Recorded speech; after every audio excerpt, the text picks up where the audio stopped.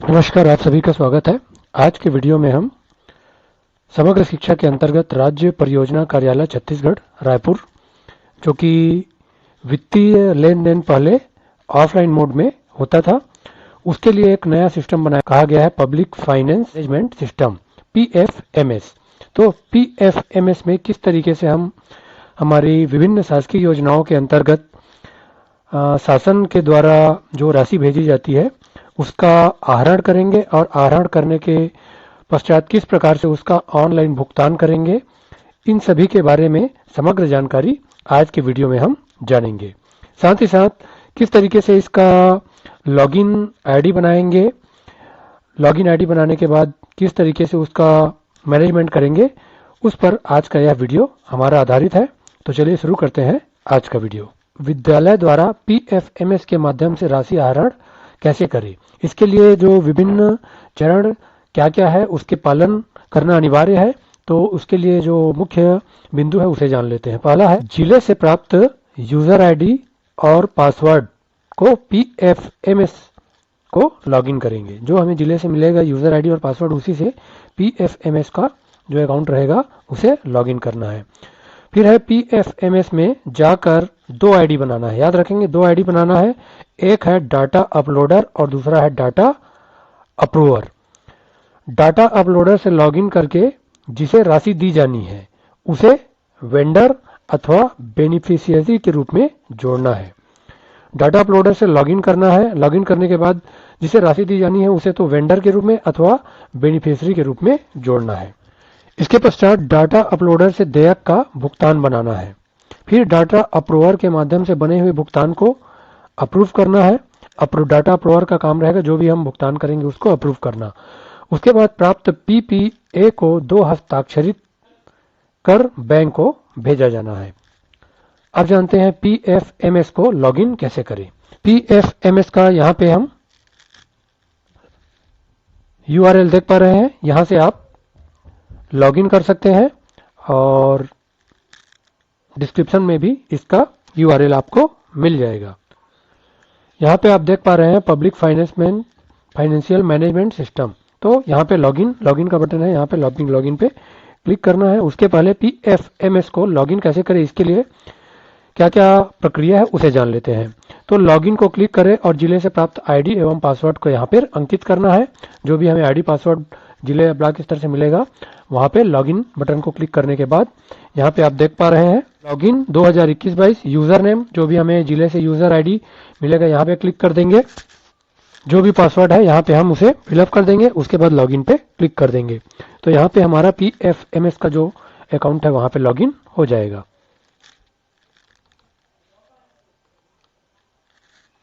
अब जानते हैं PFMS में जाकर आईडी कैसे बनाना है। सबसे पहले लॉगिन को क्लिक करना है। लॉगिन को क्लिक करने के बाद जिले से प्राप्त आईडी एवं पासवर्ड को यहां अंकित करना है। फिर मास्टर यूजर में जाना है। सबसे पहले मास्टर में जाना है, मास्टर के बाद यूजर में जाना है, उसके बाद मैनेज में जाना है। और अगर इसमें जाकर पूर्व में बने यूजर को देखा जा सकता है।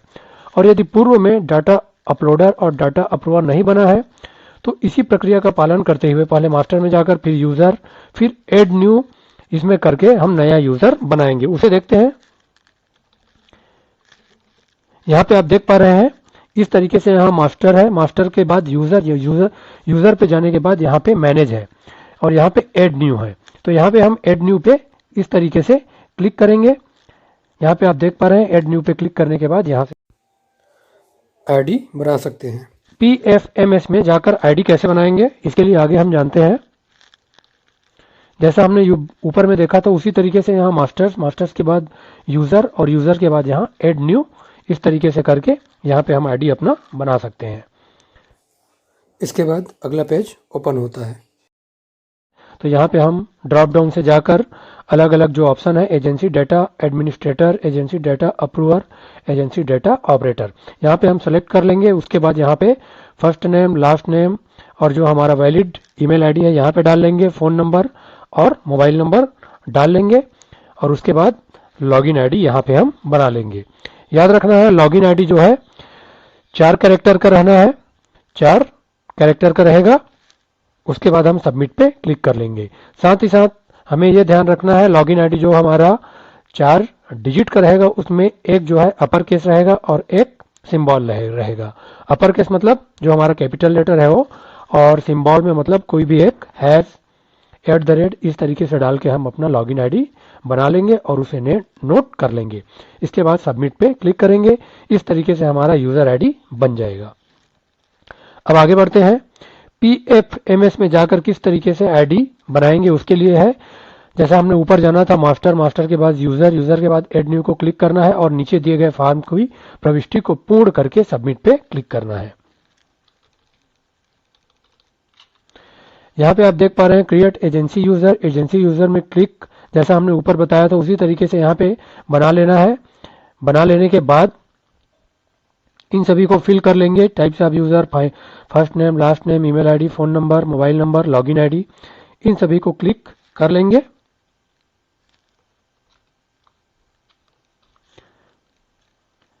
और सबमिट पे क्लिक कर देंगे। इस तरीके से हमारा यूजर आईडी बन जाएगा।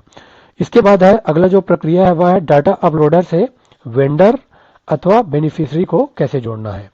तो इसके लिए सबसे पहले क्या करना है, डाटा अपलोडर को लॉगिन करना है। जो हमारा डाटा अपलोडर में जो हमने यूजर आईडी बनाया था उसके आधार पर डाटा अपलोडर को लॉगिन करना है और उसके बाद मास्टर में जाना है, मास्टर के बाद वेंडर में और वेंडर में उसके बाद ऐड न्यू पे क्लिक करना है। जैसा आप देख पा रहे हैं यहाँ पे सबसे पहले मास्टर में यहाँ जाएंगे, मास्टर पे जाने के बाद वेंडर्स में जाना है, वेंडर्स में जाने के बाद ऐड न्यू पे क्लिक करना है। ऐड न्यू पे क्लिक करने के बाद यहाँ पे डाटा अपलोडर पे हम लॉगिन करेंगे। क्रिएट न्यू वेंडर क्लिक करके यहाँ पे न्यू वेंडर बना लेते हैं और वेंडर के कौन कौन से टाइप्स है उसे हम आगे जानेंगे। अगला महत्वपूर्ण बिंदु पे चलते हैं। PFMS में जाकर आईडी का उपयोग कैसे करना है हमें, यह महत्वपूर्ण बिंदु है, इसे ध्यान देना है आप सभी को। तो सबसे पहले मास्टर में जाना है, मास्टर के बाद यूजर, यूजर के बाद ऐड न्यू को क्लिक करना है। ऐड न्यू को क्लिक करने के बाद नीचे दिए गए फॉर्म की प्रविष्टि को पूर्ण करके सबमिट करना है। तो फॉर्म में क्या क्या हमें सबमिट करना है, तो फॉर्म की प्रविष्टि करने के बाद आपको दिए गए मेल में एक यूजर का पासवर्ड प्राप्त होगा। हम फॉर्म को जैसे ही हम प्रविष्टि उसकी पूर्ण करेंगे उसके बाद हमारा जो ईमेल आईडी दिए हैं उसमें हमें जो यूजर का पासवर्ड रहेगा वह हमें प्राप्त हो जाएगा। उसके बाद जिसका उपयोग हम PFMS जो पब्लिक फाइनेंशियल मैनेजमेंट सिस्टम है PFMS में लॉगिन करने के लिए कर सकते हैं। फर्स्ट बार जब हम लॉगिन करेंगे तो पासवर्ड बदलना है तो विकल्प आएगा जिसका उपयोग करके पासवर्ड को बदल लेना है और उसे सेव कर लेना है। इसके पश्चात डाटा अपलोडर एवं डाटा अप्रूवर को बना लेना है। जैसा हमने ऊपर बताया था यहाँ पे क्रिएट एजेंसी यूजर में डाटा अपलोडर और डाटा अप्रूवर को बना लेना है।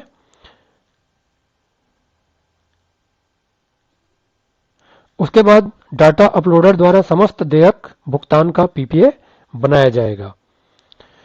डाटा अप्रूवर द्वारा समस्त देयक भुगतान का PPA का जांच करके उसे सत्यापित किया जाएगा।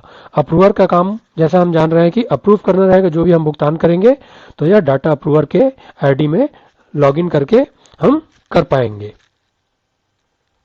अब जानते हैं डाटा अपलोडर से वेंडर अथवा बेनिफिशियरी को कैसे जोड़े। बेनिफिशियरी क्या होता है, यदि समग्र शिक्षा योजना अंतर्गत किसी विद्यार्थी को जैसे कि लाभान्वित करना है तो उसे बेनिफिशियरी के रूप में सबसे पहले क्या करना पड़ेगा, पंजीकृत करना पड़ेगा। से सभी प्रकार के देयक हेतु वेंडर में पंजीयन करना होगा। बाकी के लिए वेंडर में पंजीयन करना है और विद्यार्थी को लाभान्वित करने के लिए बेनिफिशियरी के लिए पंजीकृत करना पड़ेगा। तो वेंडर के प्रकार पहला है पर्सनल, सभी कर्मचारियों के वेतन हेतु, किसी व्यक्ति के नाम से प्राप्त देयक भुगतान हेतु, इन सभी हेतु पर्सनल के अंतर्गत और कमर्शियल के अंतर्गत किसी व्यावसायिक प्रतिष्ठानों को दिए जाने वाले देयक भुगतान हेतु कमर्शियल का ऑप्शन हमें सेलेक्ट करना पड़ेगा। तीसरा है इंस्टीट्यूशनल, किसी शासकीय कार्यालय के देयक का भुगतान हेतु इसमें पंजीयन करेंगे। अब जानते हैं डाटा अपलोडर में डाटा अपलोडर से वेंडर अथवा बेनिफिशियरी को कैसे जोड़े। जैसा हमने ऊपर देखा था डाटा अपलोडर से वेंडर और बेनिफिशियरी को कैसे जोड़ना है, इसके लिए यहाँ पे आप देख पा रहे हैं यहाँ पे टाइप्स, यहाँ पे ड्रॉप डाउन में सेलेक्ट करके क्लिक कर लेना है। उसके बाद date of birth, Aadhaar number, GST number अगर है, PAN number, address, city, country, district, जो भी बेनिफिशियरी है जिसको हमें भुगतान करना है उसके अंतर्गत वेंडर, बेनिफिशियरी या वेंडर है यहाँ से हम उसे एडिट करके डाल सकते हैं। बैंक का नाम यहाँ पे हम डाल लेंगे, अकाउंट नंबर डाल लेंगे और ऐड बैंक डिटेल कर लेंगे। यहाँ पे सेव पे हम क्लिक कर लेंगे। आवश्यक प्रविष्टि वेंडर का नाम, पैन नंबर, यदि कोई व्यावसायिक संस्था है तो जीएसटी, उसका पता, बैंक का नाम, बैंक खाता नंबर, ये सब डाल लेंगे। डाटा अपलोडर से वेंडर अथवा बेनिफिशियरी को देयक भुगतान करना है। तो भुगतान करने के लिए यहाँ पे हम क्या करेंगे, क्रिएट एक्सपेंडिचर डिटेल, जो भी हम भुगतान करना है उसके लिए यहाँ पे हम स्कीम, कौन सी स्कीम के अंतर्गत कौन सा मद है उसके अंतर्गत यहाँ से हम देख लेंगे। प्रोजेक्ट कौन सा अंतर्गत है, एजेंसी, अकाउंट चॉइस, अकाउंट का हम यहाँ पे सेलेक्ट कर लेंगे कौन सा पेरेंट एजेंसी है, एसएनए एजेंसी है, बैंक अकाउंट यहाँ से एक्सपेंडिचर डन फॉर सेलेक्ट कर लेंगे और जो बाकी डिटेल्स है उसे यहाँ से भर लेंगे। कौन से डेट में भुगतान करना है, अवेलेबल अमाउंट, ये सभी हमें भर लेंगे। वेंडर अथवा बेनिफिशियरी को देयक का भुगतान करना है, उसके लिए किन किन महत्वपूर्ण बिंदुओं को भरना है, इससे संबंधित आवश्यक जानकारी आगे हम जानेंगे। यहाँ पे आखिरी में सेव पे क्लिक कर लेंगे। इस तरीके से डाटा अपलोडर से लॉगिन करके एक्सपेंडिचर में ऐड न्यू ओपन हुए फॉर्म की प्रविष्टि कर लेंगे। महत्वपूर्ण बिंदु और जो है वह है डाटा अपलोडर से वेंडर अथवा बेनिफिशियरी को देयक भुगतान करना। तो डाटा अपलोडर से लॉगिन करके एक्सपेंडिचर में ऐड न्यू ओपन हुए फॉर्म की प्रविष्टि करना है और फॉर्म की प्रविष्टि हेतु निम्नलिखित स्टेप का पालन करना। जैसे एक्सपेंडिचर हेडर में क्या करना है, स्कीम, तो CT9 CT समग्र शिक्षा 7979 ये प्रविष्टि करना है। प्रोजेक्ट में कुछ नहीं भरना है, जैसे ऊपर हमने देखा था। एजेंसी अकाउंट चॉइस में सेल्फ भरेंगे। बैंक अकाउंट, संस्था का खाता संख्या स्वयं दर्शित यहाँ पे हो जाएगा। Expenditure done for vendor beneficiary जो भी है यहाँ पे भर लेना है। लेटर, ऑफिस ऑर्डर नंबर, जो भी प्रशासकीय स्वीकृति अथवा नोट शीट का नंबर है वो डाल लेना है। Office order, letter, attachment if any अगर कोई है तो प्रशासकीय स्वीकृति अथवा नोट शीट का चयन कर लेना है। अपलोडेड सेक्शन लेटर अपलोड कर लेना है। सेक्शन डेट, स्वीकृति की तिथि है उसे भर लेंगे। उसके बाद सेक्शन डेट, स्वीकृति तिथि, एक्चुअल ट्रांजैक्शन डेट, एक्चुअल में ट्रांजैक्शन कब हुआ है, भुगतान की तिथि, टोटल अवेलेबल अमाउंट, आपके संस्था के पास प्राप्त आहरण सीमा दर्शित होगी। टोटल अमाउंट, देयक की कुल राशि कितना, देयक का टैक्स के साथ इसे डालना है। नरेशन में आपके जानकारी के लिए जिस हेतु भुगतान हो रहा है उसका विवरण डालना है। वाउचर नंबर कुछ नहीं डालना है हमें। डाटा अपलोडर से वेंडर अथवा बेनिफिशियरी को देयक भुगतान करना। तो डाटा अपलोडर से लॉगिन करके एक्सपेंडिचर में ऐड न्यू ओपन हुए फॉर्म की प्रविष्टि करें और फॉर्म की प्रविष्टि हेतु निम्नलिखित स्टेप का पालन करना है। जैसे कि स्कीम कंपोनेंट्स है, तो स्कीम कंपोनेंट्स के अंतर्गत जिस मद से भुगतान कर रहे हैं उसका चयन करना है।